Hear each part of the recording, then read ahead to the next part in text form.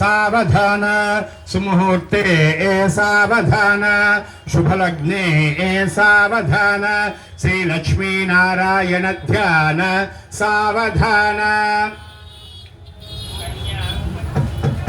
कन्यां कनक संपन्नां कनकाभरणैर्युतां दास्यामि कृष्णवेदुभ्यं ब्रह्मलोके जगीशया सुमुहूर्ते सावधान शुभलग्ने सावधान श्रीलक्ष्मी नारायण ध्यान सावधान यस्यो नाम रूपाभ्यां या देवी सर्वमंगला तयोः संस्मरणात् पुंसां सर्वतो जयमंगलम् शुक्लांबरधरं विष्णुं शशिवर्णं चतुर्भुजं प्रसन्नवदनं ध्यायेत् सदेवशान्तये तदेव लग्नं सुरन्तदेव ताराबलं चन्द्रबलं तदेव विद्याबलं दैवबलं तदेव लक्ष्मीपते श्रीगुं स्मरामि यत्र योगीश्वर कृष्णो यत्र पार्थो धनुद्धरः तत्र श्रीर्विजयोद्भूतिध्रुवाणि तिर्मतिर्मम स्मृते सकलकल्याणभाजनं यत्र जायते पुरुषस्तमजं नित्यं व्रजामि शरणं हरिं सर्वदा सर्वकार्येषु नास्ति तेषाममङ्गलम्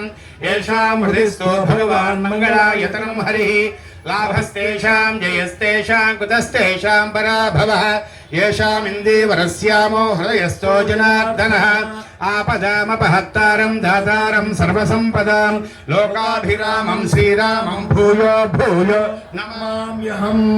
ఓం శుభముహూర్తం జరుగుతూ ఉన్నది. లోకేశ్వరుడైనటువంటి జగన్నాథుడైనటువంటి పరమాత్మ సీతామ్మవారి యొక్క శిరస్సున,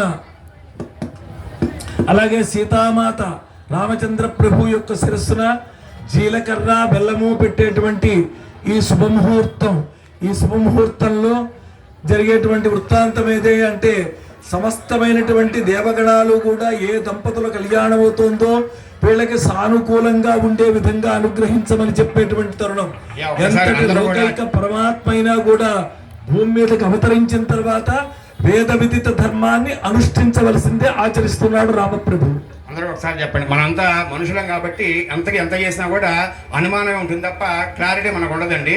అందుకని అంత గొప్పదైనటువంటి సీతామ్మవారిని ఇచ్చేది సాక్షాత్తు రామచంద్రుడికి, అయినా కూడా మనకు అనుమానం అండి. ఏమయ్యా నా కూతురు నీకు ఇంత గొప్ప ఆమె స్త్రీని నీకు ఇవ్వబోతున్నాను, ఆమెను జాగ్రత్తగా చూసుకుంటావా అని చెప్పి జనక మహారాజు గారి మీరందరూ కూడా కన్యాదాతలే అండి. వీళ్ళు మాత్రమే కాదండి, మనం అందరం కూడా కన్యాదాతలే. కాబట్టి ఆ స్వామివారిని అందరూ ఒకసారి అడగండి. ధర్మేచ అర్థేచ కామేచ త్రయైష నాతి చరితవ్య స్వామినః నాతి చరామి. మళ్ళీ స్వామి ధర్మేచ అర్థేచ కామేచ త్రయైష నాతి చరితవ్య స్వామినః నాతి చరామి.